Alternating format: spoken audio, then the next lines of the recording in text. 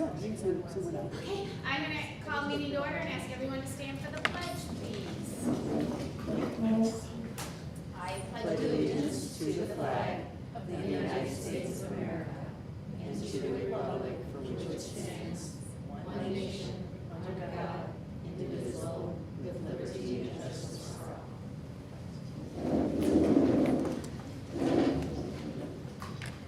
Good evening, everybody, and thank you for joining us. Before we jump to citizen comments, we have a recommendation for a teacher hire. So I'm guessing Dr. Cook is going to take the podium. Good evening. This is one of my pleasures, right? And it is my pleasure to recommend for hire Mrs. Amanda Wenzel as a special education teacher to begin with the 2023-24 school year. Mrs. Wenzel earned her bachelor's in special education with a major in cognitive impairment from Central Michigan University. Mrs. Wenzel has worked for the past year and a half as a para-educator in our Discovery building. She's working with students with special needs currently. Her prior work, her work experience lasted 18 years in Okemos Community Schools, working as a self-contained CI classroom teacher. Mrs. Wenzel was articulate when interviewed by the Discovery team on really wanting to go back into the classroom. She stated how she very much was looking forward to working with the staff that she's come to know over the past year and a half. The interview committee unanimously recommended her for a final interview with Dr. Spina and myself. Both the principal and her former administration and colleagues stated that she was excellent in working with students and parents and an asset to their building's culture. Mrs. Wenzel is excited to stay in Williamston's district and work where she lives and her own children attend school. With no reservation, I recommend the board approve Mrs. Wenzel for hire as a special education teacher for Williamston Community Schools. So I'm going to ask one question. Is it Wenzel? Wenzel. Okay, I want to make sure I pronounce it correctly. Do you have any questions for Dr. Cook? Okay, can I have a motion? I make a motion that the Williamston Board of Education hire Amanda Wenzel to be a teacher starting with the 2023-24 school year. Second. Any other discussion? All in favor? Aye. Any opposed? Motion passes. Congratulations.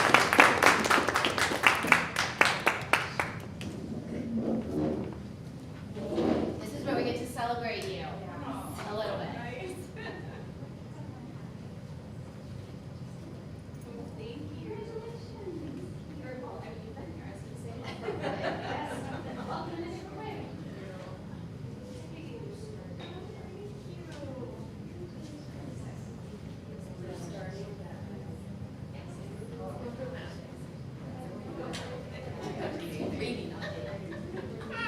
We have a lot of handbooks. Curriculum. That's it. There you go. Yes, we do. Yeah.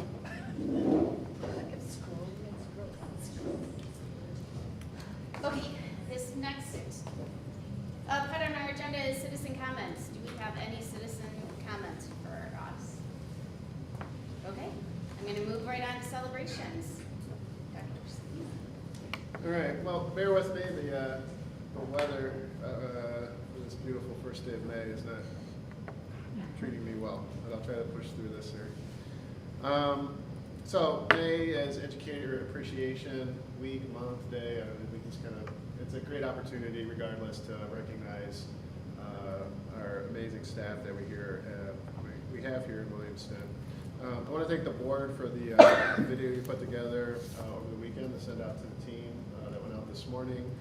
And as you know, we also have the staff lunches this week where you have the opportunity to interact with our staff members starting at the high school tomorrow.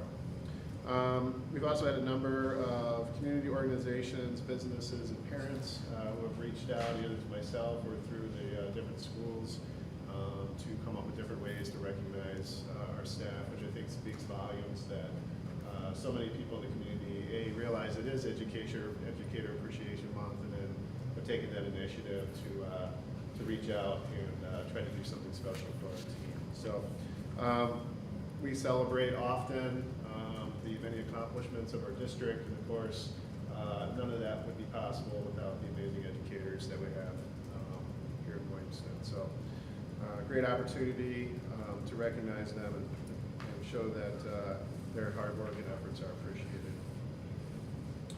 Moving on to the stories that are on the website, are just two that I'll touch base on today. The first is Fine Arts Fest, which was last week. It's our largest indoor event of the year. Graduation is pretty big too, but I think as far as that we host, it's definitely our largest event. And it's gotten better every single year since the Fine Arts Department decided to revise the format pretty significantly. I'm guessing about 5 or 6 years ago. I think some of the board members that have been here for a number of years might recall, and I think I bring this up every year, but it was maybe 6, 7 years ago, maybe 20 people were there, and now I'd be surprised if it was less than 1,000. So just a tremendous job by the fine arts teachers and their support staff to make that happen. Awesome artwork by the students, and just outstanding musical performances throughout the evening. And just a lot of nice aesthetic changes this year too. So you see we've got like the all black furniture now, we got the tarp for the gym. It just looks nice, and the environment matches the quality of artwork and music that are being displayed there. So thank you and great job, and always one of my favorite events. Next one is, as the board's well aware, the Kids Corner Little Hornets playground improvements, and it has been extremely popular. I've been shocked to see the number of maybe 5 to 8-year-olds who can get on that climber all at the same time. But they got a pretty good record going right now. I lost track of how many around there. But the kids love it. Again, aesthetically, it's a nice visual upgrade as you drive by as well. I know Rebecca's got a couple other things in the works to further enhance the playground. So on the store on the website, I just kind of called it phase 1 of possibly more. But she's got a lot of other good ideas there too. So I think we'll continue to see some enhancements to that space. But when you think about the equipment we had and what's there now, it's a big difference.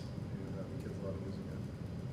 And then a fun one that's not on the website, although I did put a link in on the YouTube page, so we can look at it. You can look at it some other time when you have a minute. But Kelly Cruz, who has my favorite job in the district, teaching in 8th grade U.S. history, was named the WILX Teacher of the Week last week, nominated by a student. So I think that says it all. Middle school kids are tough to impress, and she's obviously impressing. So congratulations to Kelly for that really cool achievement. It was on the news last week, and I was able to, she grabbed a clip, which was cool, and I was able to get it on our YouTube page. So it's there if you want to take a look.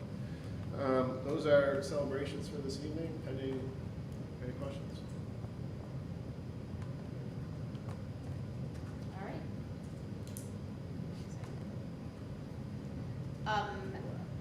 Actually, I do want to add the Fine Arts Fair. When you said there were 20 people, there were, and 8 of them were us, board members. Yeah, well, And 3 of them a were couple my, 2 of them were my administration. kids. Yeah, so this is, I mean, it's standing house packed, lots of fun pictures online, so exciting. They do a nice job. Education update.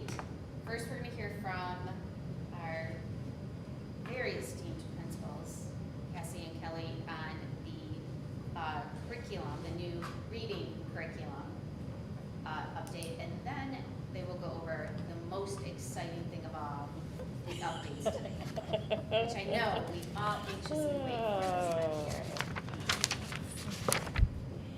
Well, it's fitting that today was the day that you sent out that lovely message to our teachers, just complimenting them on the quality of their work, because really what Cassie and I want to do this evening is just kind of continue that celebration.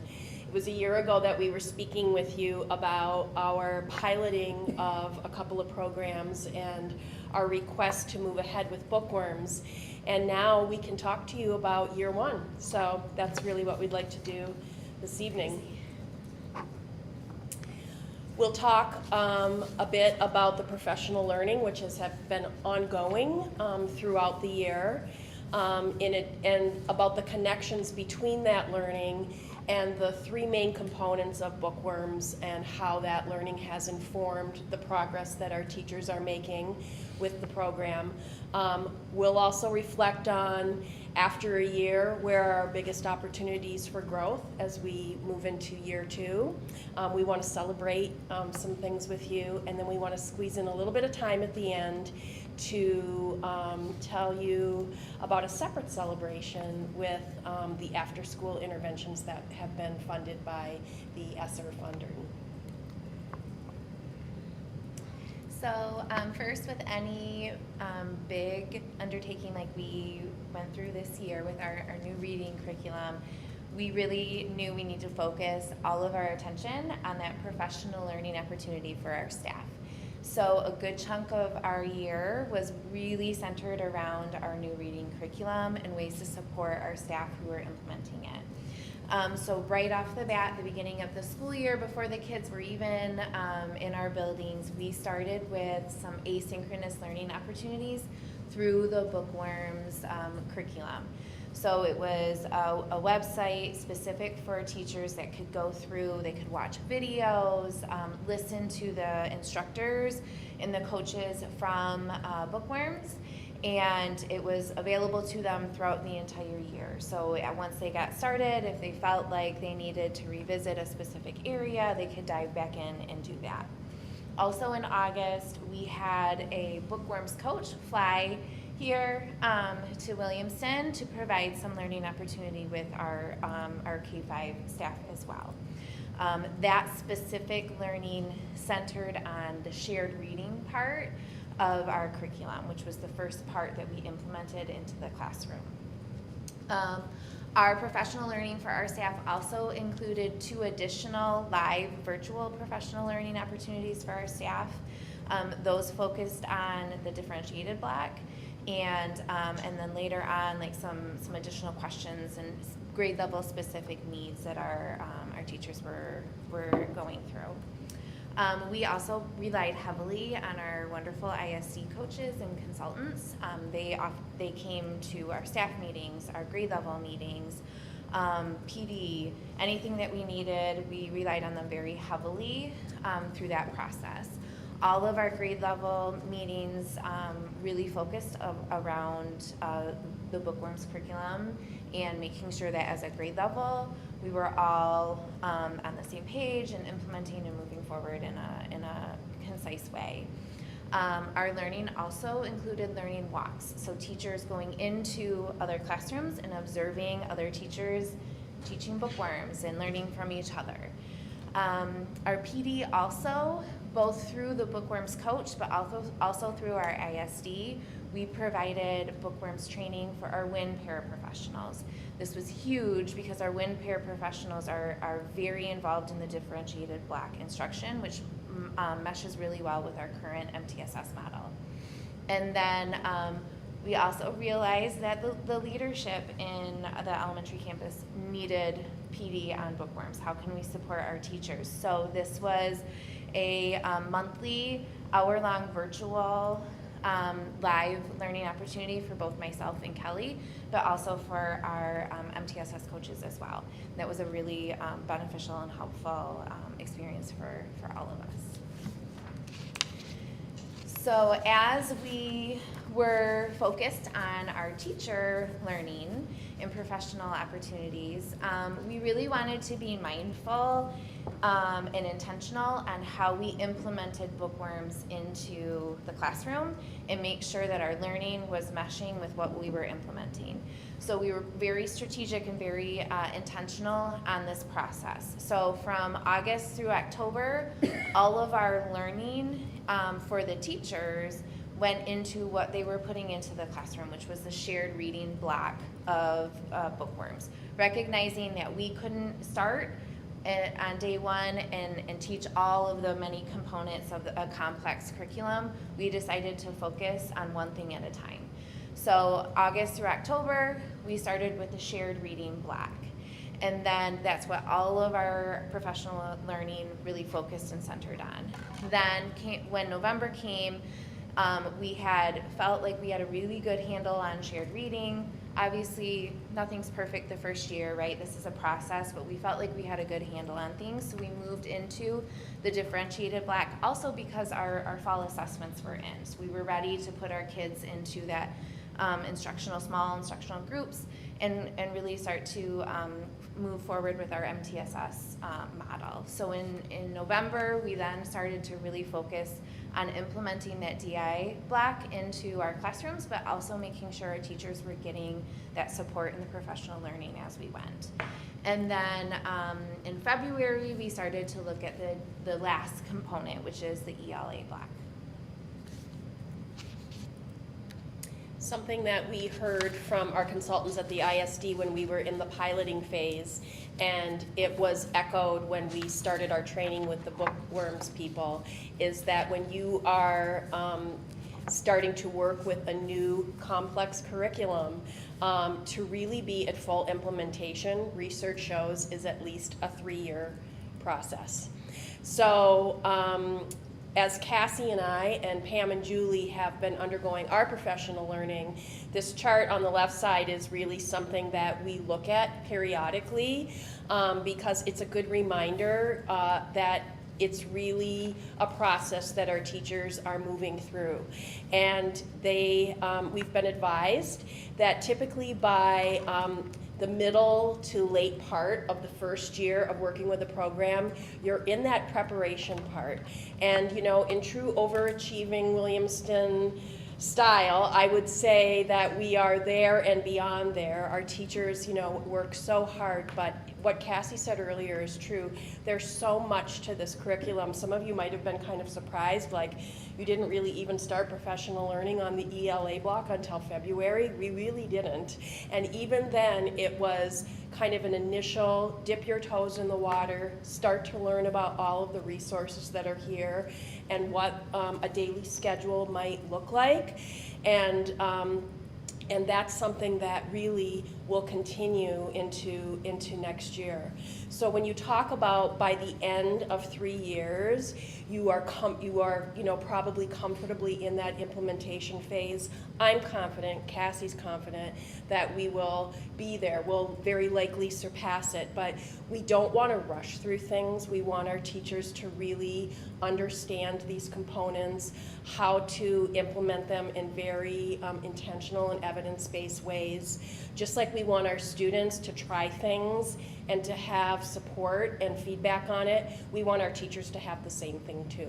So we're really excited about the progress that has happened this year, but we want you to know it is a journey and we are still very much on that journey.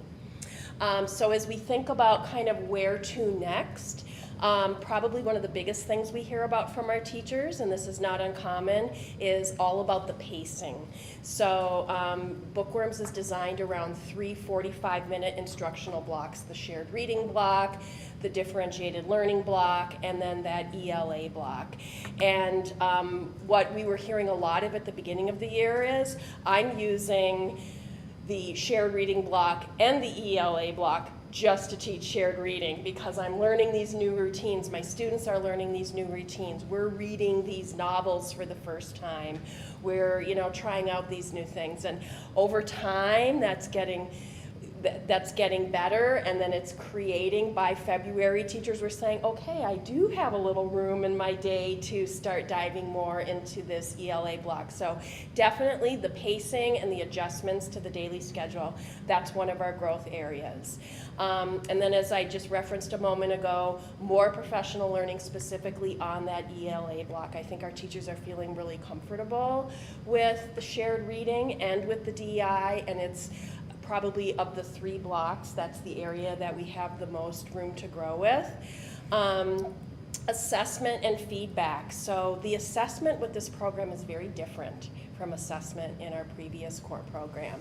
And one of the things teachers have said is they want to continue to grow in their learning of that. including opportunities to really have discussions with their colleagues. A lot of the assessment is very rubric based, and one of the things that teachers oftentimes want to do when they're utilizing rubrics is they want to kind of do some calibration where they look at common texts and say, am I assessing this in the same way that you would assess that? And so that's an interest area. They've also talked a lot about in year one, so much of the focus is on what do I, as a third grade teacher or a first grade teacher or a fifth grade teacher, need to know about this curriculum. But they want to gradually start to grow that K-5 perspective and be having conversations with the teachers in the grade below them and the grade above them. And so that's something that we'll look to do. And then Cassie talked earlier about how we have really involved our MTSS paras in this whole process. And that's one of the things we're really loving about this program is how well connected the intervention piece is to the core. And so we just want to continue to look for ways to really refine those connections and improve the various tiers of support that we're able to offer to our students. And although we definitely recognize some areas of growth as we're moving into year two, we absolutely have so many celebrations. And when I reflect back to a year ago, standing here in front of you, discussing the possibility of adopting bookworms, a big piece of that conversation really centered around the idea of essential practices in literacy instruction, and how in years past our teachers have really dived into learning about what those essential practices are, and how we were really hoping and hoping that the essential practices were looking like they were going to line up really nicely with this bookworm curriculum. And what we can absolutely have as a celebration is that it is. So much of the work that we had done prior to implementing bookworms is really paying off, but we're seeing so many of those essential pieces in our day-to-day instruction in the classrooms through the use of bookworms. So we are just seeing a high-quality book in kids' hands, right? They're excited to read. The kids are engaged. The increase in engagement is awesome to see. The teachers are really excited about teaching. There were a lot of discussion around the high-quality reading program that also comes with this curriculum, and then a lot of positives around that DI block, right? That really meshed well with our current MTSS model, but how it just offers a really nice structure to the classroom, but it is also very manageable so that our teachers are just really enjoying that structure, but also so are our WIN paras as well. So really what you see on this screen here is sort of a summary of a lot of things that align with those specific essential literacy practices. What I wanted to follow that up with is the words of actual teachers in our buildings, what they have said about what they're enjoying about the program. So here are some words from our teachers. I absolutely love our new program. Students are getting great background knowledge in topics we wouldn't otherwise cover. The components of bookworms work fantastic together and have improved the energy level during shared reading and win time. I'm a big fan of the program and the structure. More variety in the books and opportunities to learn about different cultures and important people. I love seeing my students reading great books every day. So many positives. Fluency has improved. The curriculum is rigorous and highly engaging. Reading is connected to writing every single day. The DI lessons are easy to follow once you get in the swing of things. Students are more engaged in sustained reading of actual books instead of just excerpts from books. The kids are so excited about the authentic texts. All of them so far have stimulated fantastic discussion in our classroom. Students are writing daily, and there's been improvement in the quality of written responses. It's been really great reading full books with students. They are much more engaged and eager to read. So we're just really thrilled of how things are going. We think there's just momentum for things to just continued to grow and get better, and we were really excited to share this information with you. And as we were diving into a new reading curriculum, many of our teachers were also diving into an opportunity to continue to work with students, some in their class, some not. So that was part of our after-school program. So at Discovery, this was a 2-day-a-week program that was in 60-minute blocks. So students met on Mondays and Thursdays after school for an hour. We had 6 of our teaching staff that participated in this program, and roughly 20 to 25 students that participated. And what we focused on was small group literacy instruction. So there were 5 rotations that the kids went to. One was a Haggerty program that focused on phonemic awareness. We pulled from the differentiated block from bookworms and provided an additional layer of that bookworms support. There was a writing station or center, a comprehension center, and then we wrapped it all up with like a fun game that also pulled in the skills that they were working on at the other 4 centers. Our time together also included a snack and mindfulness opportunities to kind of start out our after-school program each day. And every time I popped my head in, the kids were smiling and laughing and having a great time. The kids renamed it. It wasn't the after-school program. It was called Reading Club by not too long into the swing of it. So they had a really great time. And although we've really just been speaking about literacy this evening, I wanted to share with you that the after-school program at Explore has had a math focus. And so we know that as the students progress with their math learning, by the time they're getting to the upper elementary, some of those concepts and skills are getting very challenging. And having this extra time has really been fantastic. Just like in Cassie's building, it's a very nice small group ratio of teachers to students. They're able to work with just students at that grade level, and the nice thing is the teachers know specifically what the students are working on at that time, and so they're able to use that extra time to pre-teach and or reteach very targeted skills that are aligning with what's happening in the classroom at that time. They also were able to build in time to each session for math games, which is not only fun for the students, but builds a lot of confidence and supports strategic and flexible reasoning of math. And of course, this is after school, and it's already been a long day for kids, so having those breaks and those snacks has also been a very appreciated part of the program as well. And it's become our tradition to wrap up our time with you and our update with you with a quote. So our last closing thoughts is just as learning to read is a lifelong journey, so is learning how to teach reading. And we just really wanted to celebrate the amazing work of not only our students who have been just amazing and shown a lot of grit this year and a lot of flexibility in their thinking as they are going through a new process as well. But also recognizing that teaching to read is a skill and something that we will continue to work on. And we're just really proud of the work of our students and our staff. Thank you. Do you guys have any questions? So all of the consulting that we do with the ISD, is that something they provide for free? That seems like their job?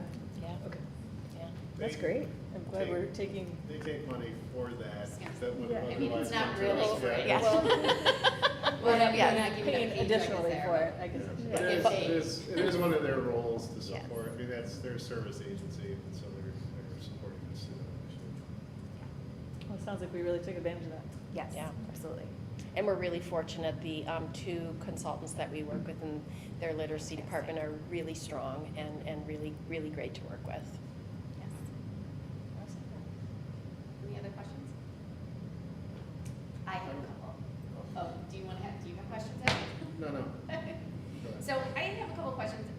mean, I love this, and I love that you're not, that you're kind of taking it slow and taking it by piece instead of saying, go. Mhm. So I really, being an educator, I appreciate administrators doing that, so thank you. I have a couple questions on your after-school program. How long did this run? For how many weeks? It's still running in our building. We just wrapped up. Thursday was our last day. So at Discovery, we did it from, I want to say early November through the end of first semester. And then we took a look at our new winter data and then started again in February through just last week was our last day. And so then that goes to the next question. So I'm at a loss for words today. I don't want to say the kids qualified, but was this a volunteer thing that kids could say, I want to do it? Or did they, when you looked at the data, like they had to meet certain markers to be asked to come? Yeah, How did the kids and the get ESSER funding has some qualifying categories too that we have to use as a guideline as well. Very fun.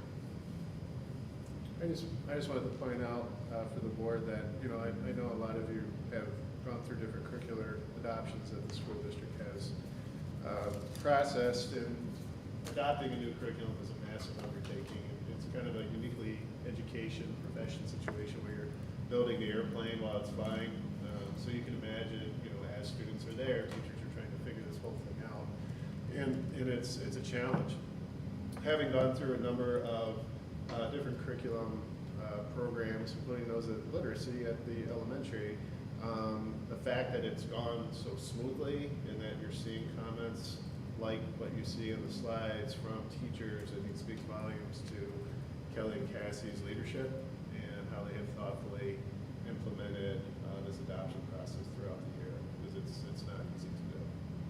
Well, and I do, I mean, being someone who's been through it, like you, and you probably can attest to this too, Deb, the minute you say, we're gonna learn a new curriculum, teachers are like, I'm out, I'm gonna retire, here I go. And we really didn't see that, and so I appreciate the time that you put in last year to kind of ease this in and do all of that. I am sure that that was appreciated, because anytime we do something that is kind of like, how many people are gonna go? Because it's just can be exhausting, so I do appreciate it, thank you. I just have a question. Have you heard from parents? Are they remarking about any differences in reading with their kids that they've noticed? I don't know that I've specifically heard questions about differences that they've noticed. Probably the teachers may have heard more of that, maybe in some of their parent-teacher discussions. But what we're hearing from the teachers is the massive difference they're seeing in their students' excitement. They would talk about how in the past it would be like, okay, now we're moving into our reading, it's reading time right now, and it'd be like, and kids are literally like excited about like, oh, where are we in this book right now? And the interesting thing is sometimes we would see this big difference between like a narrative type story versus informational. And I've been so surprised at the number of times teachers have said, I'm startled at how into the conversations my students are about this kind of really challenging informational text we're reading right now. It might be in a science topic or some sort of a social studies topic, and the rich discussion we're having in the classroom and the things the kids are writing about in response to it. And the word rigor has come up multiple times this year, where teachers just say, this program is really pushing our students in ways, like sometimes we're all exhausted at the end of a session, but in a good way, like we've been thinking and talking and writing so much, and I feel like this super genuine enthusiasm from both the teachers and the students. I even had a teacher share recently that a student she had as a 4th grade teacher had emailed her. She's now in 5th grade, and she had emailed her and she had said, remember when last year we were learning about this topic, and now I'm reading this book in 5th grade? And she like sent this whole long email to her teacher about this book that she's reading right now as part of the Bookworms program. So just, stories like that are just breathing kind of new life into this part of our day, and it's really exciting. So the excuse me, the informational text starts early on, like grade 1, right away? Yep. Excellent. And this program does an excellent job of having a balance of it. It's a lot of times when you will look at core programs, they will say, you know, they will identify that it's important to have a good balance, and then you actually get into it, and it's like narrative, narrative, narrative, and occasional. And this program truly is a really strong balance of both. I feel like our students they're getting great experiences with how you read those types of texts differently, how you respond in writing to them differently. It's really cool. And to add on to that, I had a first grade teacher share with me that, you know, each day with their shared reading, the kids are partnered with a partner, and they are given like a certain amount of pages to read in their text, right? And so often the kids are either begging her that they keep going, or like, oh, we read this, and then sneaking and like continuing to go on, right? And like, what a great problem to have. Yeah. Mhm. And I can attest to that. I have one in Discovery and 2 in Explorer, and I can attest to that for all 3 of my kids in the buildings, that is definitely happening. Good. And reading and writing has been a big focus this year, but speaking of conferences, Deb, going to your point, that was a big focus for, I know, spring conferences. With in my experience, that was a big focus for teachers to touch on, for my children anyway, I can only speak for myself. But that was a big touch point, that they said a lot of what was said here, that look at all these positive things that they have done, look at where we started, look at where they are now, and they attested that to bookworms, and so they just saw so much growth this year, especially. So That's awesome. Very exciting. Anything else? I'll just say I've spoken to a number of teachers as I've interviewed them for the podcast, and a number of the Explorer and Discovery teachers have spoken very highly of the curriculum, speaking kind of like what you were saying, the integration of the material, how impressed they've been with how the students are engaging with the content on a deep level. Yes. And so kudos to the work of implementing this. Any other questions, comments? Okay. Then we are going to jump into the handbooks. What you really came to hear about, right? This is the most exciting part of our job. We The promise to keep this short and sweet. 45 minutes. most. Cannot wait. We love it. 4-5, right? Okay. Take as long as you want. We just Yeah. But in all seriousness, and I say this every year, this little cheat thing is Yes. like golden. Good. yeah, Golden. Thank you. I'm glad you find we that useful. appreciate that very much. Very helpful. So really, I think we say this frequently when we come with handbook updates. There aren't, I don't think, any super significant things this year. I'm going to start out with that some of them are really just some procedural things that we needed to adjust or add because they were missing. So for example, the very first thing in the memo about safeguards for homeless students, that was just something that had not previously been in our handbook at all, and it needed to be added.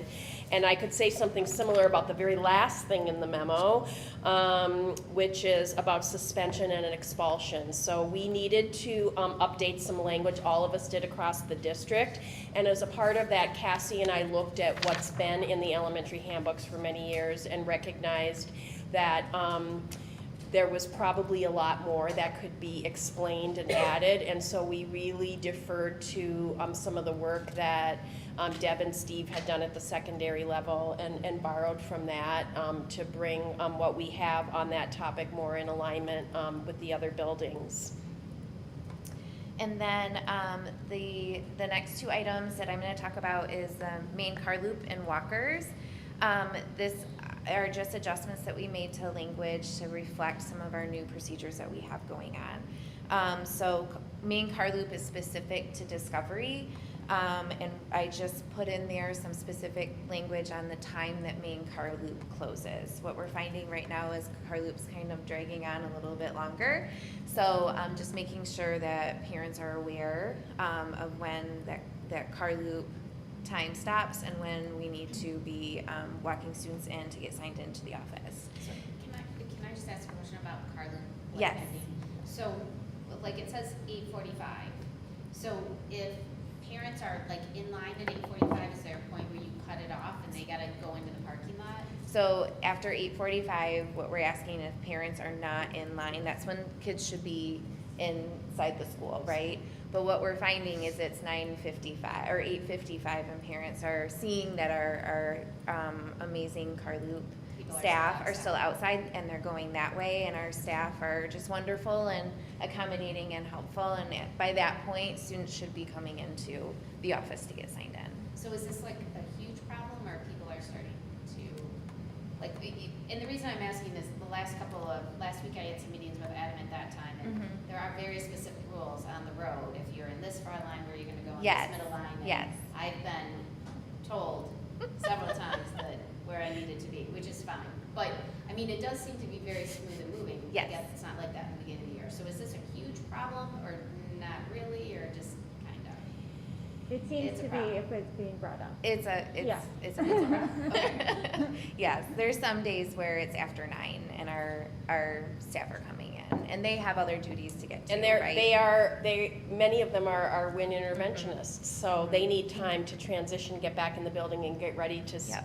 work with their first intervention groups. Right, and they're too nice not to Yeah, say, exactly. ready to get Yeah. out of your car and take your Yep, kids. yep. And then the other piece is walker station. So this would just be for dismissal. We're currently on week 2 of a pilot program where we changed the dismissal location for walker station, and it is behind the Explorer gym. So far that has been moving pretty smoothly, and we've been getting some positive feedback from the amazing staff who man that station, but also from parents where students are further away from the parking lot and from the road. So assuming that continues to go well, we wanted to update the language about walker station to make sure it reflected that new change. For directory information, it is simply the addition of a bullet that all of us across the district needed to add to our directory information language, so we were complying with that. We added just an additional sentence to the description about parent-teacher conferences. We're really trying to support our classroom teachers who have a lot of additional time that they put in for those meetings with families, and just having families be mindful of our need to limit conferences to 1 conference slot per student. And then threat assessments, of course, are a really important part of the safety and mental health work that we do in our buildings, but we recognized that we didn't have any specific language in our handbook about it, and so we just wanted to make sure that we added that and parents understood the why and the how of that. The next 2 bullets, which is lunch and breakfast and birthday and out-of-school celebrations, just reflect some informal conversations that we've had throughout the year with parents, and wanted to provide that reference for parents in the handbook. So the first one is making sure parents are aware of that students don't have access to microwaves for lunch. That is in our beginning of the school year, like back to school information. But we were finding parents, we were having that conversation quite a bit. And then the other piece was birthday celebrations. So birthday or out of school celebrations, making sure that invitations and things like that are passed out outside of school time. The note about heeled shoes, wheeled shoes I should say, actually already shows up in the elementary handbook under the category of items not allowed in school, and we just decided to also move it into the appropriate dress area as well. There seems to have been a resurgence in that type of footwear this year. And then with bullying, I just want to be really clear that our commitment to educating students about what it is and supporting them with the appropriate processes to follow if someone is observing it or experiencing it. None of that is changing in any way. The handbook was just really particularly focused on a particular program, the old VAS program, and over the years, some other resources have come up that our social workers and other staff have found to be useful. So we didn't want to highlight so much a particular program as just the fact that those processes are in place and they're being used. So, and obviously, we just kind of went through the summary of some of the updates, but if you have any other specific questions, we'd be happy to answer them. I also like, and I don't know if Betsy, you did this, but you put like our number to track on the Yes. bottom up here versus this number. Makes it much easier for us to look. All right, any specific questions on these? Or whoever did that, I don't know who did that, but it makes it much easier. Any specific questions on any of the handbook items? It's well laid out. Yeah. Just wonder if are you getting a lot of pushback from parents about this new walking area for the walkers? No, I haven't received any. It seems to be going pretty well. I heard one, but I just said, well, Okay. you need to take it to the people that Okay. can give you that information. Yeah. Yeah, absolutely. Yeah, absolutely. Well, isn't it just moving it from like Kids Corner down? I mean, Yeah, one of the things we were really wanting to do, and this is really primarily at the end of the day, because at the beginning of the day, students and families are naturally filtering in kind of at different times. But at the end of the day, when there's sort of a mass exodus of students at the building, what we were finding is that mass exodus was happening right at one of the most critical safety points, which is near that crosswalk and the end of that Explorer staff parking lot.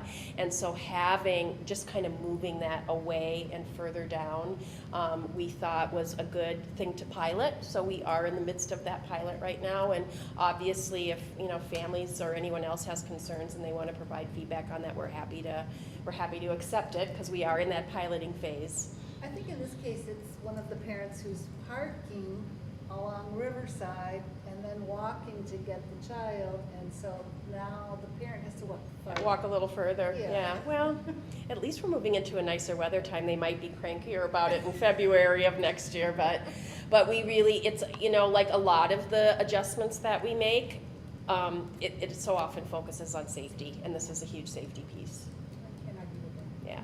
It's been much better, it has been. as I Yes. observe from standing on my corner out there. It's been much better. Anything else? All right, thank you very, very Awesome, much. thank you. Thanks, everyone. Thank you. Adam, education update. No, that's not what we're doing. We just did that. Superintendent's report. Superintendent's report, sorry. So a couple, I know there's like a laundry list of upcoming events, but I'll just hit a couple that are coming up this week. Thursday evening is the ice cream social. Another, probably our second biggest indoor event of the year. And so that's at the elementary campus, sponsored by the Schools Foundation, no, by the PTSA, elementary PTSA. And then on Saturday, the Schools Foundation is sponsoring the golf outing. 21 to 23 teams, almost 100 golfers already signed up for that. So it looks like they're on pace for another really successful event.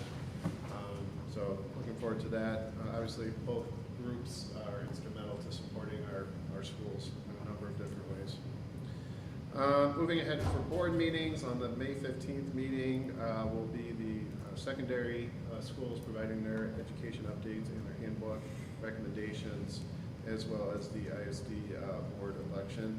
And then moving on to the June 5th meeting will be a lot of information about budget, including the final amendment for this year's budget and the proposed budget for next year. And then finally, there's 2 service agreements we've added to the packet. Talking with Nancy, we've kind of decided that unless there's a substantive change, that I can go ahead and sign off on those like I do with some other annual reoccurring ISD agreements. Obviously, if there's a major change like what happened last year with the technology agreement, leaving Hazlitt and partnering with the ISD directly and bringing in more of our own staff, that will come to the board. But in this case, the food service agreement for next year and the technology agreement are pretty much identical with just some to be expected increases that would normally transpire on an annual basis. So that is it for the superintendent's report. Again, pending any questions you might have. Is there any questions? What time did you say the golf outing started? I gotta be there at 7:30. I don't know what Okay. time it actually starts. Like, at what time? David, do you remember? What is it, the shotgun start? Yeah, it's got a Is that shotgun what start. Is that at 10 or 9? It's usually 9. 9, great. It's, I can look it up. no, it's all right. I can look it up I- while we're going. we'll- It's on the we'll figure it flyer. out. I just didn't know if you knew off the top of your, okay, thank you. And do we have enough folks for the ice cream social? So so the ice cream social, we do have a game that we're sponsoring.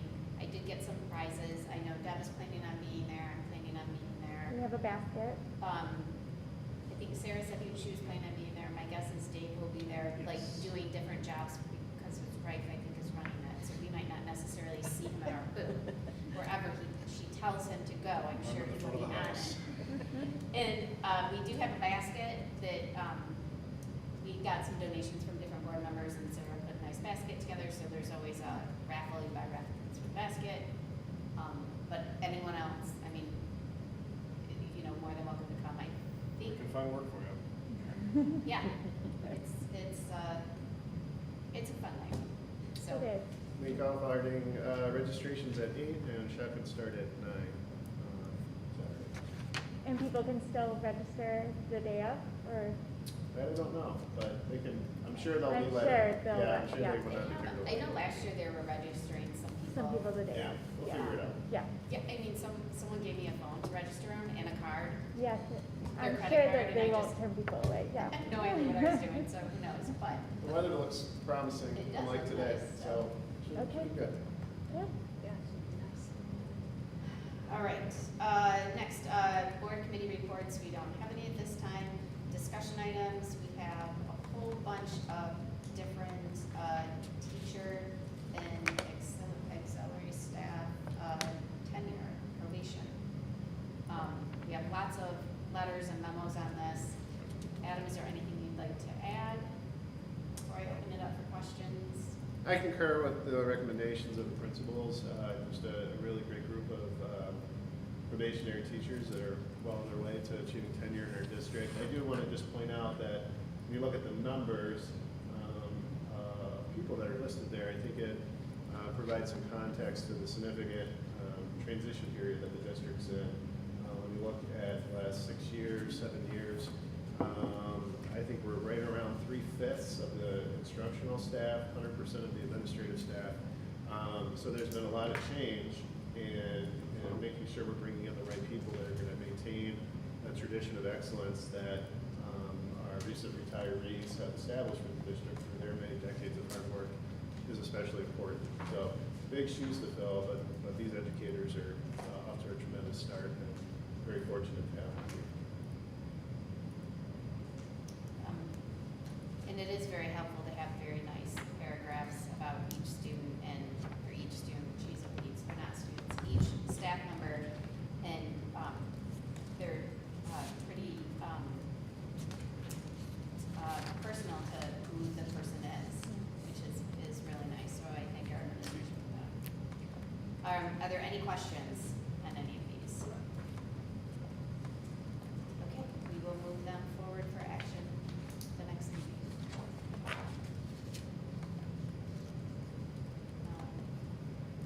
Then we have two requests for leaves. Adam, is there anything? No, these are pretty straightforward. just want to make sure they're processed the right way, the board's aware and formally approves. So the first for Diane is just a medical leave. We support that. We'll have her back here in a couple weeks.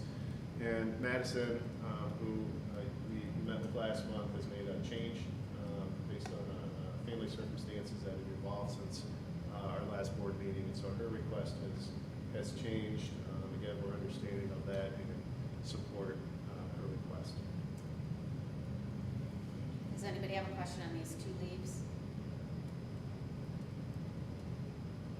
If you have any specific questions to each one of those, I would reach out and get those answered before our next meeting, and I would do that with Adam.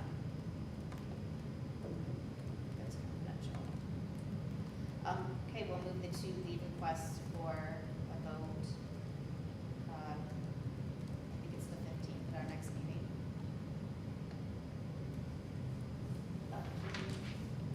And the intermediate school district general fund, they've come out several times to kind of talk us through this. Are there any questions on this general fund and how they're spending our money? This is where we are literally paying for the people that come here, and how that goes. If there's any questions to this, I would reach out to Adam or Sarah. Did I say Sarah? You did say Sarah, but you can also get your questions to me because Jason Melma is going to talk to us at our ISOA meeting about this on Wednesday morning. So if you do have questions, you can get them to me by Wednesday morning too, so I can ask them to. At the meeting, okay. Yeah. So ISOA meeting, you can give your questions to Sarah. She can talk to Jason, who is the ISD superintendent. Or if it's a money question, you can talk to our financial. Our other Sarah. Our other Sarah. We do need to vote on that next week, so we can move that to action. But if you have questions, make sure that you get those answered or have an understanding of what that is. The desktop computer purchase. I mean, this is pretty standard fare. If you think back to when Jeff Casson came into the district, he got us on to that rotational basis where all our items are inventoried and then routinely updated. And so James Doyne has continued that tradition, and so this is the rotational cost projected for next year to keep our computers up to date. One question I have on this, and I ask this every time, but I'm guessing I'll get the same answer, but with 110 computers, I mean, there's a lot of computers. What happens to the computers that are being switched out? Are they sold? Are they just pitched? Are they recycled? I mean, what happens to those? I will find out for you. Okay. What answer did I give you last time? I think at that point, though, I think they were laptops and they were being recycled because the amount that we could get was so minimal that it wasn't anything that would bring anything back into the district. But I didn't know if they have been very adamant. I think this goes back to Jeff's time and has continued with James that we don't continue to use the old computers. I know people had asked, for years, including myself, like, hey, can I get one of the extra old computers? And they said, no, we got to get rid of those because what it does is it creates many more help desk tickets. And, it puts more drain on our human resources to keep it running. Sarah, do you know what they do with the other ones? I was gonna say, I think there were a few we disposed of, like right when I started, and we got a small amount of money back for those disposals, but it was nothing like 101 computers, if I recall. So I imagine we do take them somewhere that recycles them and gives us some kind of deposit. I'll verify. yeah, I know they were also looking at, I just happened to step in and was asking James some questions, and he's got, like, one of the computer guys has like a ton of stuff all over. And someone had brought in some computers because he was ripping them apart for parts and was trying to rebuild them just for fun, not to use. So I'm sure they do have like old pieces of parts all over that they use for different things, so they could use something like that. But I can tell you, before Jeff if your computer broke, you were hoping to be the one to get in the queue to get a new one. So this really set us up and helped us with our budget to just put us on a cycle. We have the money, we replace them, and you're on a thing, so that's been helpful. You know, we're replacing 20% roughly a year, or is it? Yeah, it's on a roughly a 5-year rotation. And if you think back to James' presentation, he's going to come back last meeting in June to do an update on the one-to-one initiative for the Chromebooks, as the board requested. But he's doing the same with the individual student devices, so they're on that 5-year rotational cycle. So, of course, that was the whole key with pushing that forward, that we could project out 10 years to make sure that we can continue to fund it. So, but yeah, he's doing a nice job. Not only with Chromebooks, iPads, we've just recently replaced all the desktop cameras last year. Significant investment over the last couple of years in projectors. So it's not just the computers; they're the IT, the technology team is overseeing. So they're doing a good job with that. All right, if there isn't any other questions, we'll move that for action also. And then summer building and maintenance projects. So- Is there anything? Yeah, so there's just one big one this evening. We'll have at least one smaller one coming to the board, hoping at the next meeting. This is probably going to be our largest single ticket item for this summer, and it's probably not as exciting as some of the more recent projects we've done, but unfortunately these things just need to happen. So we bid the repaving of the front part of this building, of the middle school parking lot, as well as the playground at the elementary campus, and then the walking path that goes around the back of the campus, which, if you've been out there, is in dire straits. So, so we are asking the board approve $206,750 for one-way asphalt to make those repairs to those select locations this summer. So can I just get a clarification? So the middle school is going to be where you drive in, the loop, the parking lot, this back drive-in, and this back parking lot? Not the back parking lot. There's a diagram in here that shows it. Yes.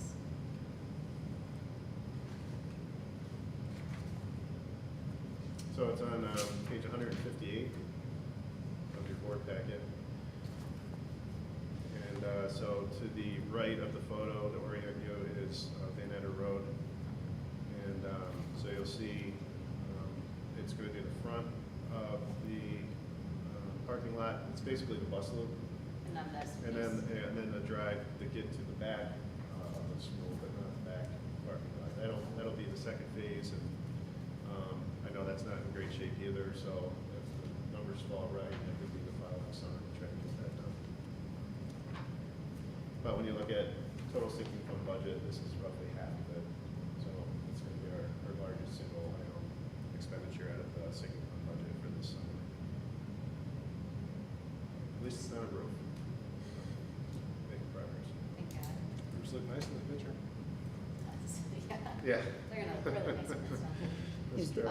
Do you know if there is, warranty on their work, and for how long that warranty is for? I don't know that, unless it's in the write-up, but I can find out. Okay.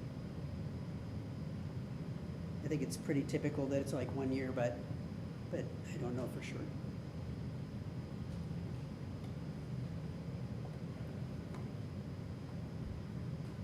Any other questions?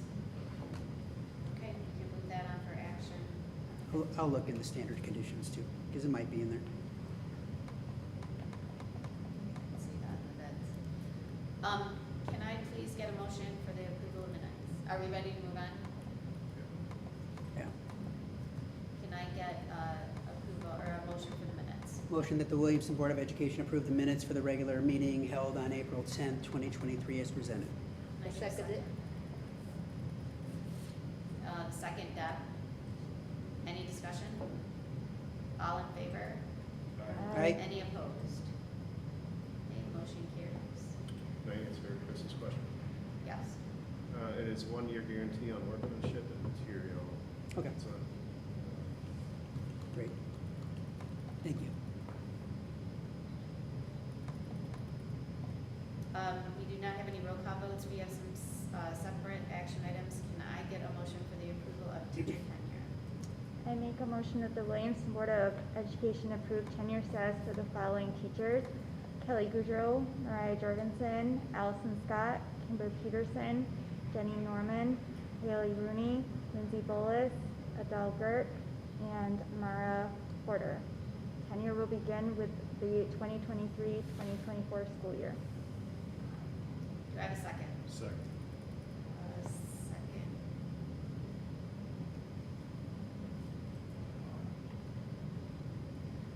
Any discussion? All in favor? Aye. Any opposed? Motion carries. Can I please have a motion for the approval of our regular board meeting schedule? I move that the Williamston Board of Education approve the schedule of regular board meetings for 2023 to 2024 as presented. Second? Any discussion? All in favor? Aye. Any opposed? Okay, motion carries. We do have our board goals in there. We do have two correspondence, a retirement and a resignation. Do we have any citizen comments? Let's talk quickly about Brian. Yes, sorry. Brian Rhines is going to be retiring. If you might know him, he's currently the lead custodian at the high school, which is obviously a large responsibility for a whole number of reasons. Brian's been with us for 25 years, and I believe 22 of the 25 he was on nights. So when you talk about someone who's been extremely dedicated to the district and probably flies under the radar, but has been instrumental to maintaining our buildings, providing for the safety and security of our staff and students. His selfless service to Williamston is impressive. So also just a really good guy, friendly, always happy to help you out when you need something. He was covering down at the elementary campus after working 9 hours at the high school last week to cover down for folks that weren't there. So I don't even know how many hours he worked last week, but willing to help out in any way he can. And we're kind of holding out the possibility that maybe we'll be able to get him back in the district in some capacity after he retires with the new law changes, but we'll have to wait and see on that. But just He is board. want to thank you all. Yeah. But definitely want to thank Mr. Rhines for all his work over a quarter century in service to the district.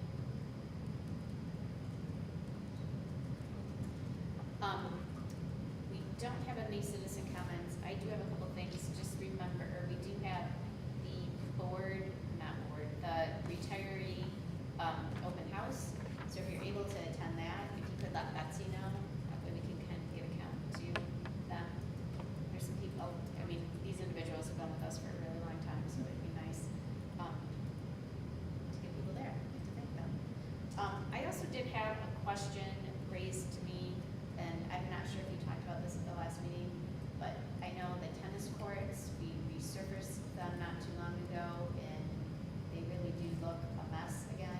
Is there any, do we have any, what do we have, is there anything in the works for that, or was that under warranty at all, or that's just gonna be kind of a next, piece Do you want me to together? answer that now? Or do you want to? If you know.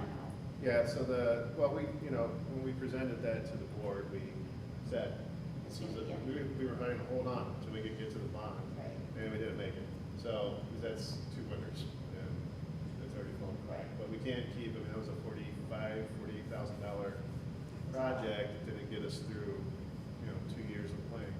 So, there's no fix to that other than knocking it down and starting over again, and that's gonna require a bond extension to do. So in the meantime, due to what I've been told, I'm not an expert in this, but from my understanding, the temperature is too cold now, and the company that we were bringing to do is not available anyway until the summer to try to patch the cracks. So that will most likely be a summer project to try to keep the surfaces together to the best that we can. But it's nobody's fault. It was just the way it was originally designed.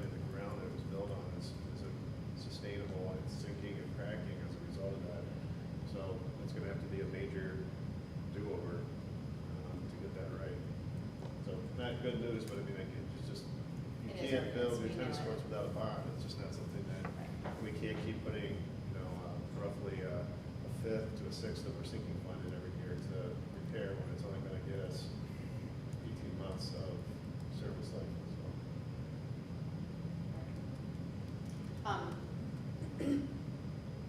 The next thing is, I do have a request, and I don't know how to do this, but I know this comes in kind of every year. Maybe it can be brainstormed through the summer.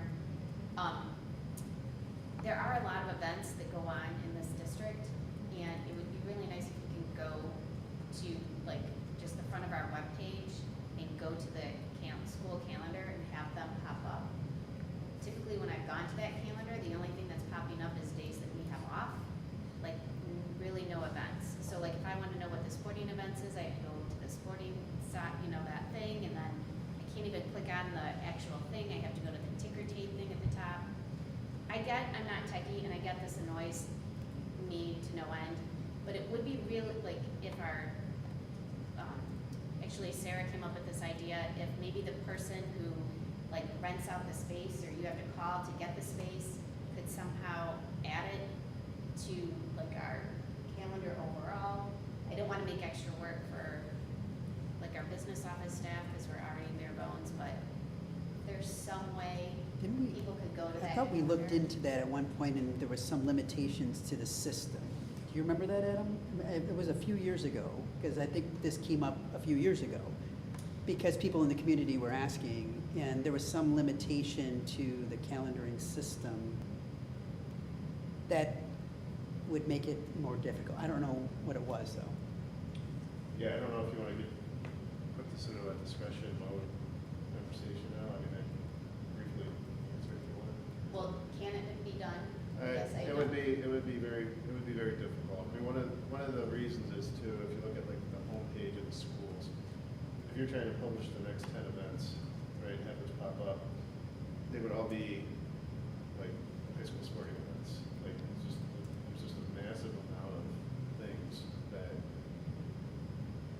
they would overwhelm the website. So I guess I don't know, is there any, I don't know if it can be a discussion item, if we have to start discussing it.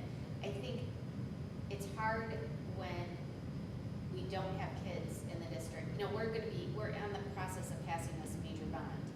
And so we want people to come into our buildings and see what that is.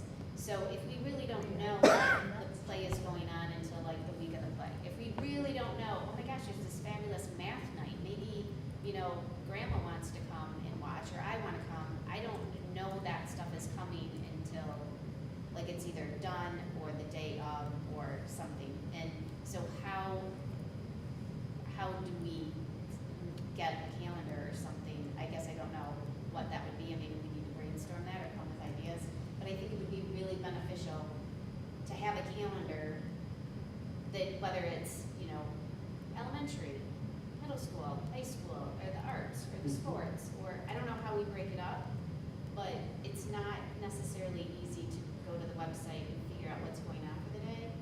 And then if things just get missed, like it's just late. So really the only thing I know that's kind of going on is this end of the year thing, because we get the nice calendar. But I also feel like that's a lot of work, and I don't want someone to do that just for us. And I do feel like community members would really benefit from being able to like look and have something. So I don't know what that would look like. I don't know I if agree. that's something we can look into. I agree 100%. Even if there was a separate calendar for sports, that would be helpful. Because I was just, when we've had a nice night, I thought, I should walk up and see a soccer game, and then I try to find a soccer game. Right, you have to go through and you can't just Oh my click on gosh. soccer anymore and do a thing, you gotta It do was the not. ticker tape thing and move it, because it's, right, so I don't know how to do it, I don't know if there is a way to do it, but if we could, I don't know, brainstorm it, look into it. I think we're missing a lot of things, and people are missing a lot of things, because it's not easy to know what's happening. No, I would agree. I think that, I hear that all the time when I post things on social media that, oh, I never knew that was happening, I never knew that was happening. And I think the more that we can make it clear and make it available for people that don't have kids in the district, the more that they're going to want to be potentially a part of what's happening in the district. And if it's difficult for someone to find out what's happening, you're going to, the people aren't going to come because they're not going to dig that deep, especially if they don't have kids in the district. And I do get, like the last event, I couldn't stay, I just ran in and made my food, but the choir put on this really nice event where they had food and then the choir participated and, Yeah. you know, I get it's kind of their job then to publicize that, but at the same time, it would be nice to go to like a page and look at it. And you do see it in other districts, that they do have something. You can go on the main site and there's a calendar of events and you see How it works. district-wide what's happening and, So, I don't know, I just think we're missing, like, Yeah. I'm missing stuff because I'm not totally sure. So if there's something we can look at or brainstorm and, I feel like the big calendar downtown has helped, or whatever, the signboard, I don't know what its official name is, with the right, big events. so and I'm just gonna play devil's advocate, so I'm a grandma and a grandpa and I don't drive through town. Like I might go to, I live on the other side of town, so me, who lived in an apartment, I never drove by that sign. So like, or if I just go to DMW and then go back, I'm not necessarily driving by that sign.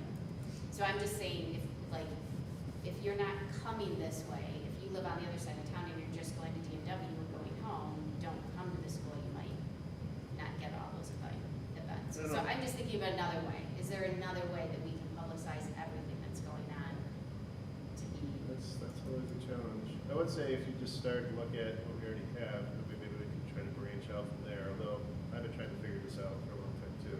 But, you know, if you go to the district homepage and you look under upcoming events, you know, you got tonight's board meeting, the 5th is the Daughter's Night Out, the 6th is the 40th Annual Schools Foundation Golf Outing, the 10th is the Be Nice Track Meet at the middle school, the 12th is the Be Nice Soccer. So, and that's not typical. Like if I, like, very If I go to typically, like the. if I look, they're not that, the only thing there is, like, you have a day off. But see, then here's where it gets tricky. If you go to the high school, upcoming events, today was the AP US Government and Politics exam, and the AP Chemistry exam, tomorrow's the AP Environmental Science exam. People aren't coming to this, right? So like, it goes through, it goes on and on, there's stuff every day listed here, but if you start to get that mixed in with like the freshman baseball practice and the JV tennis practice, and you know, so like it's gonna get to be a massive amount of stuff, and I don't know, it's just So I how you guess parse when you it break it out. up versus a community school calendar, where, like, a community members, Right. like, to me, the high school calendar is for our high school parents and students. They're gonna go to that and they're gonna be like, when is the AP test? Okay, I need to know that. So I would say that would be the district homepage, and so what we try to do there is highlight things that the community is most likely going to be interested in. So if you go like, you have the upcoming events, and if you go to announcements, you'll see summaries of like what those events are to include the flyer when they're applicable. So I'm not saying this is the best way. I know this isn't a discussion topic right now, but this is kind of what we have. So there is stuff there. But I don't know if those folks are going to the website necessarily, or if they'll take the time to scroll down and look at that. So I agree. Well, I trying to guess get the word out is I tough. typically do, so like, I typically just use my phone, type it in. Typically, if I scroll down to this upcoming events in May, there's not all of these on there. Usually it's like if there's a board meeting or if we have a school, or a day off. Like most of this stuff, like if I went back to a different month. And there's a lot of stuff that's missing, right? Like the, sports is missing on the high school calendar. I'm looking, I'm trying to find, Yeah, like because I know they- there's a quad tennis meet on Saturday. There's nothing on there. I yeah, know. they're gonna not put sports on there because it will overwhelm Yeah. the page. So that's, yeah, I mean, it's tough. I don't know. We'll have to kind of keep Like, thinking I don't know about it. how, Like the ice cream social is missing, right? So I mean, you know, there's things that could be on there that aren't. so just something I think we need to brainstorm, especially, you know, if we're talking about trying to reach our seniors. And about coming, what would that look like? Yeah. Um, And maybe there's something, I mean, James is a whiz at this website and looking at it and understanding it, and maybe there's some new functionality that we just don't know about either. Because we implemented this website how many years ago now? So maybe there's some new stuff that James could look at and see if there's some new functionality within the calendaring system that might make things easier.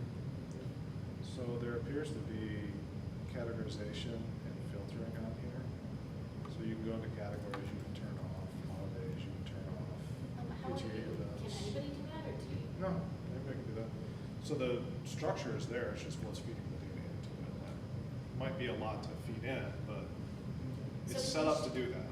Can we shut it? Okay, so I'm a little concerned that you just were able to do that, because so anybody could do that? Well, just for your own view. It's just filtering. It's just a Oh, filter okay. by category. Like, so you can go on and put things No, on no, a no, no. calendar, like, not But if I'm only interested in like athletics, I can go clear out like district events, assembly, stuff like that, and see more like truncated just, view of yeah, so you what can I'm make interested it, in. Yeah, the categories are there, I see that, yeah. They're not super visible. No. Unless you're looking for them, but they are there. You gotta click on that So the bulk customize of it- field, yeah. Perfect. there, I would just have to go play with it. I just usually look on my phone to see what's coming up, so I have to, but just an idea, something to think about. And lastly, Deb and her husband, seen where, you know, get lots of events. I know this came up once about doing something different, but Deb and her husband designed these name tags for us that are magnets, so they don't have to even Nice, pin on your shirt. thank you, Deb. So, I'll pass these out, and, you know, you can wear them to play Screen Social or to wherever you're at. They proudly have our names and, school board and Williamston Community School on them. And they are magnets, so you don't have to pin your clothes, which I like a lot. Oh, thank So, you very much. May I comment on that? Yes. Those magnets are very strong. Do not put that next to a credit card. Do not put it on your computer as a reminder to take it. It will mess up stuff. Okay, so I'm gonna put them right back in this bag. But as you're, you know, if you're, wherever you're keeping it, So don't just throw it in your purse with your phone and stuff. and your credit cards and whatever. You might wanna think about keeping it in your car, because if you're driving, then you'll at least, it's always in there. That's a good idea, and a Yeah. cup holder or something, Mhm. but that was a great idea, so thank you very much. Thank you. Very cool. Anything else?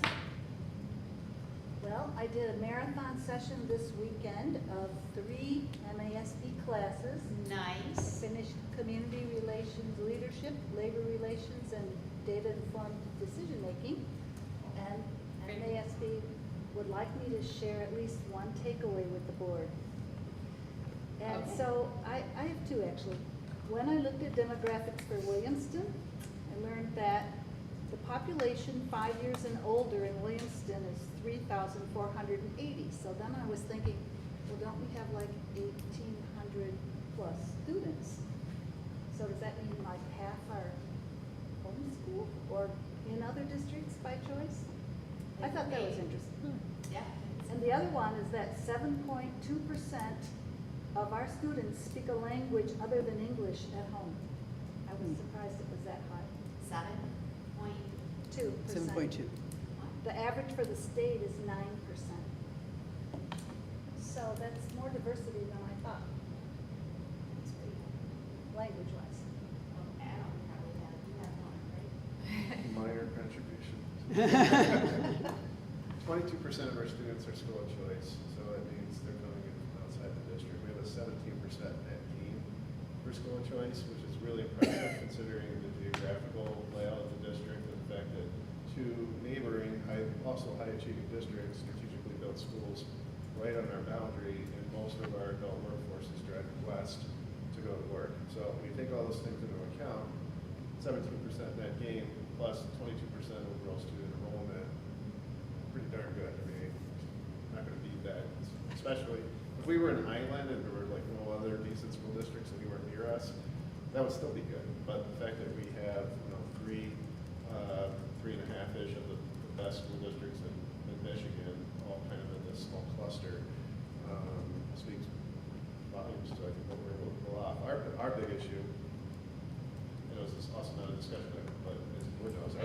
workforce housing. I mean, if you want kids here, you want the community to be sustainable over the next decade, we gotta add housing inventory, so. I can tell you, even if you put a rumor out there that you might be selling your house, it will be sold before it really gets sold. It is very crazy how many people just even knock on my door. We heard you might be selling. Have you not seen the back of our house? We still haven't gotten the fire stuff taken care of, but it is amazing they're begging. So it would be interesting to see how many of that 22% like wanted housing here and couldn't find it, so found housing as close as they could or whatever. But very good. Anything else? All right. Can I have a motion for adjournment? Motion to adjourn? Second. Okay, first Chris, second Deb. All in favor? Aye. Any opposed? All right, we are adjourned. Thank you all very